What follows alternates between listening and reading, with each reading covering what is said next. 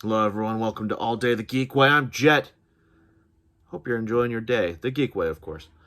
We're going to talk about some Star Wars, if you couldn't tell. Got some Empire, got Rex from the Republic here. But specifically, we're going to talk about the Disney Plus original, The Bad Batch. Episode 12, to be very specific. I have yet to do a review on this series and what I think. Probably do that later, but in the meantime, I want to do a review on episode 12 and all the events going on, ask some questions, hopefully make some predictions. I hope they're accurate. If you have not watched The Bad Batch or you're not all caught up, be sure that you catch up first, because from this point on, there will be spoilers.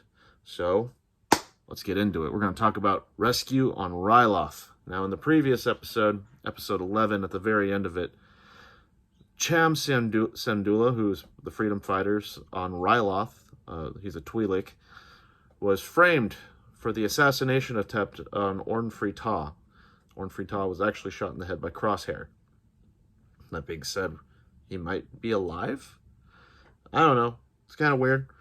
But at the beginning of the episode, we see Admiral Rampart going to the jail cell of Cham Syndulla, and Clone Captain Hauser is going alongside Admiral Rampart and talks about the assassination attempt on Orn Free Taa.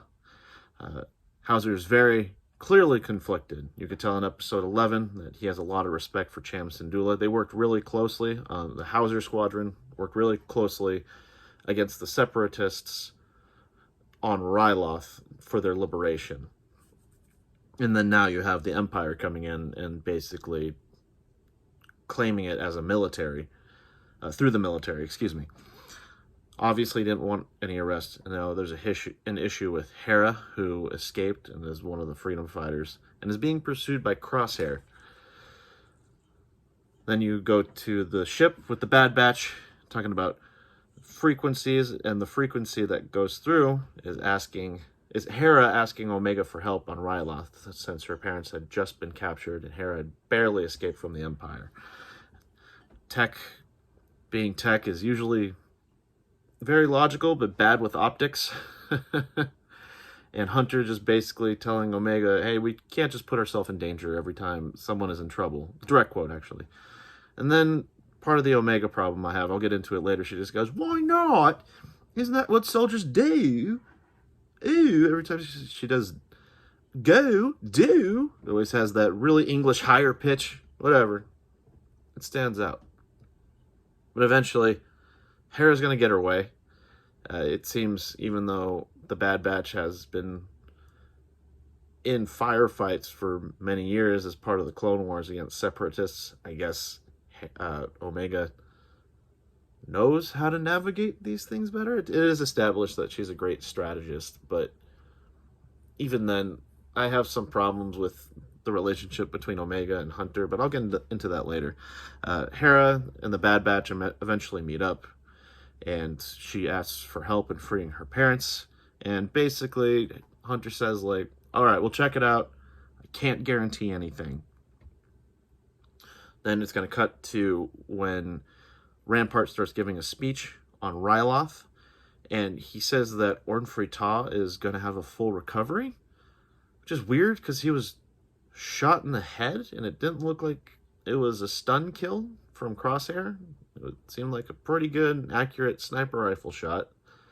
So I'm curious if he's still alive. It's probably in the comics, and I haven't read all the comics yet. But yeah, it's kind of weird. He's making a recovery, and he's giving a speech to all Ryloth. And in the distance, you see that the Bad Batch are basically scouting out the area, and they notice that it's a lot of military occupancy.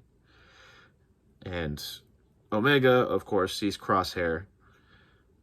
So the Bad Batch knows, like, the mission's going to be more difficult. And then there's a probe droid that spots them.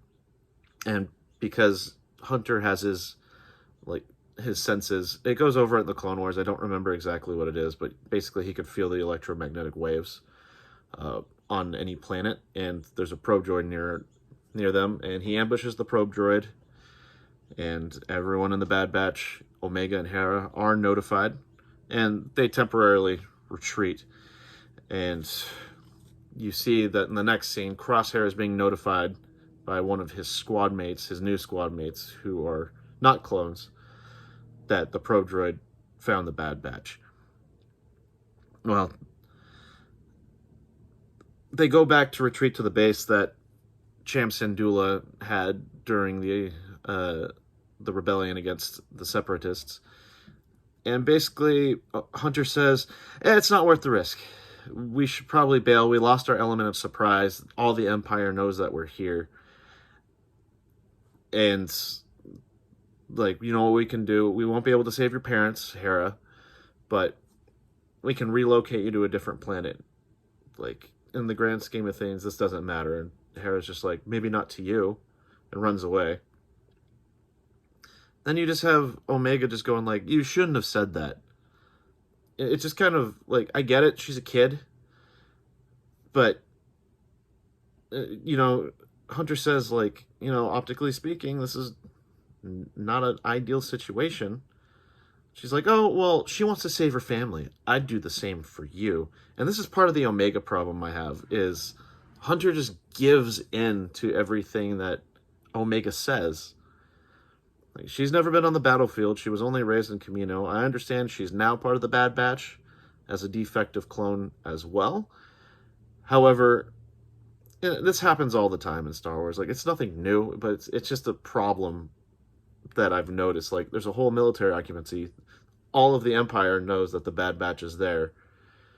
But Omega's just like, oh, I would do it for you. And then Hunter's just like, okay, I'll do it. But, I mean, at least some of the logic that they give is like, oh, hey, if anyone knows Ryloth, it's going to be Hera. It's going to be her family. So because she knows it so well, we could probably navigate it and still do this stuff sneakily, even though they know we're here. And Crosshair, in a later scene, notifies Rampart, like, hey, the 99 are here. And Rampart's just like, well, okay, cool. We have a whole military here. I'm not really worried about it. And, like, screw off. Don't go pursuing them.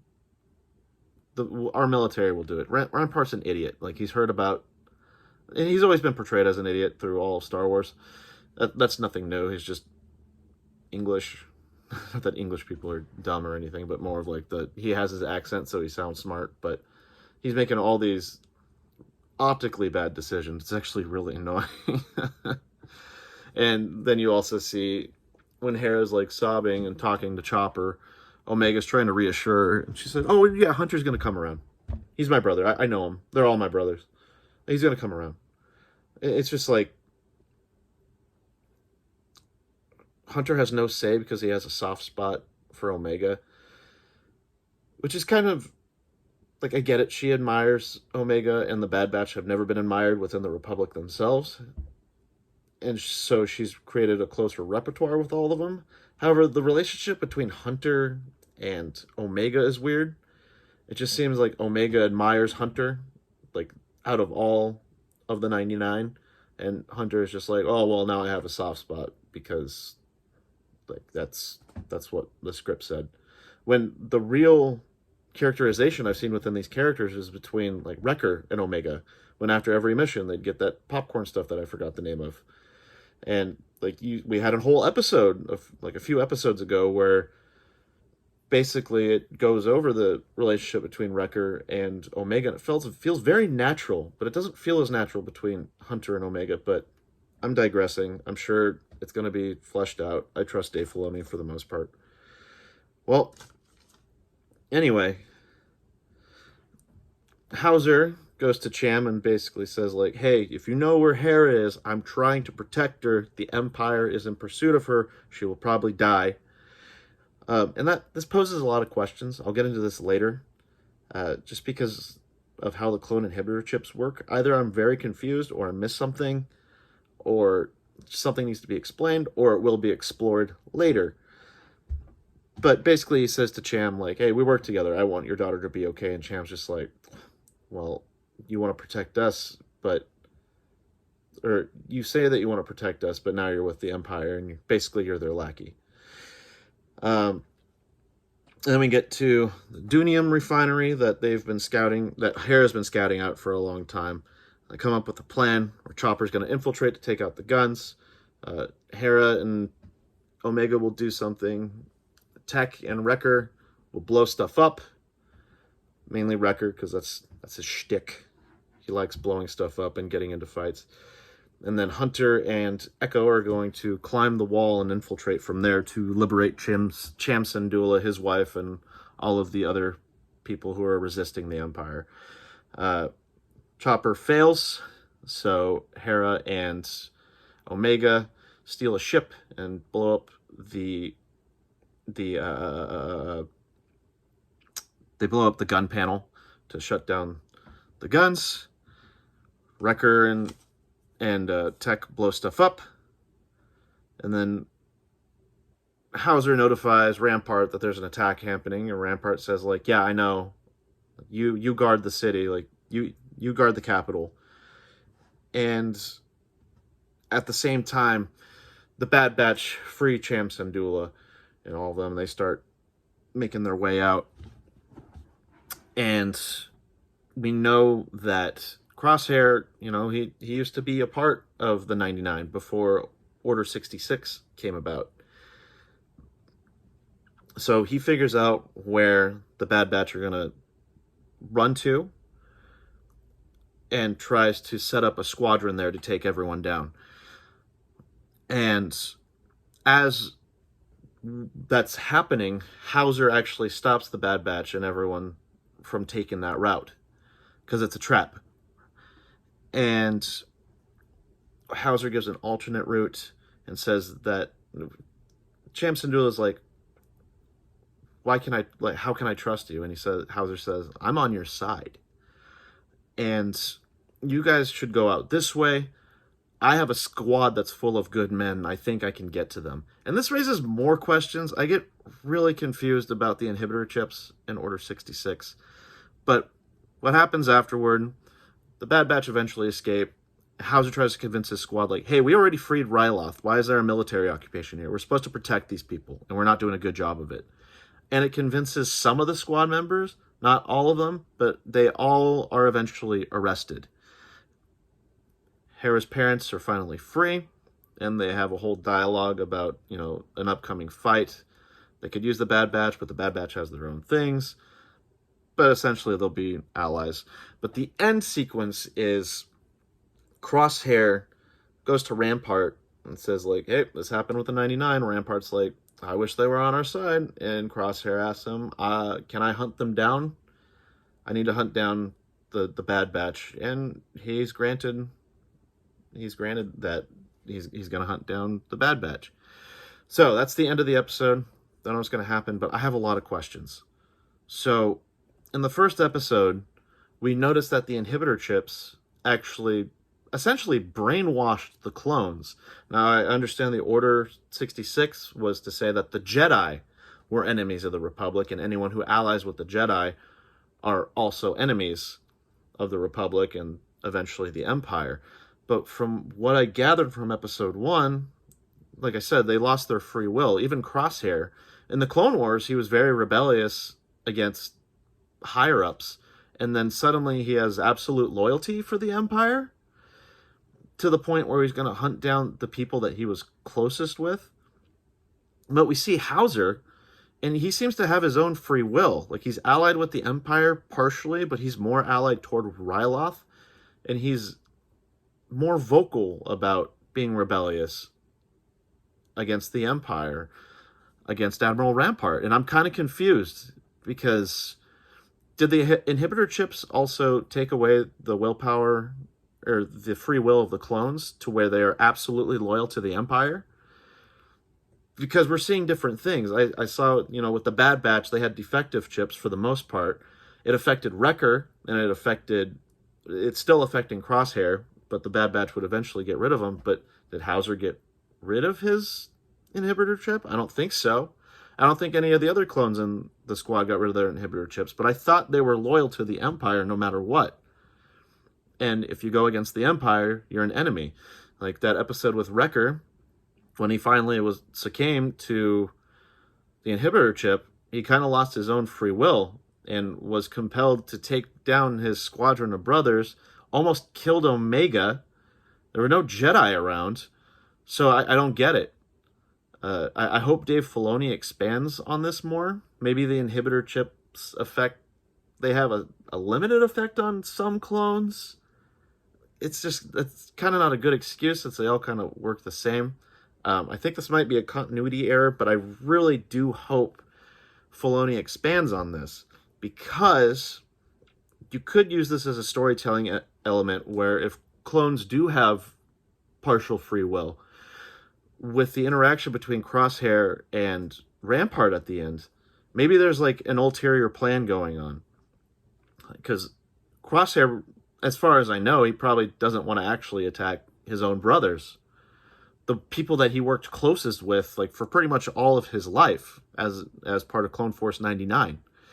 So what I'm wondering is if he's manipulating the stipulations placed on the chip.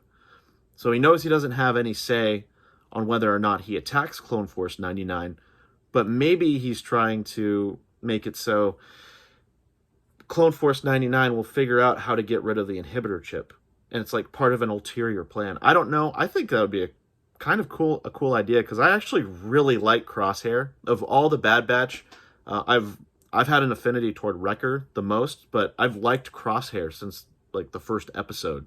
I've liked that rebellious state that he had. So seeing him have to succumb to the will of the Empire is just like, it sucks, because I want to see Crosshair doing his own things again and working with the 99. So I'm just wondering if he's just like, I'm hoping to go after the 99 because they can save me and I can have my own free will once again.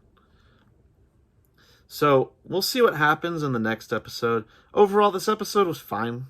Like, it's not anything special, but it's good. It's typical Star Wars television shows. It's good.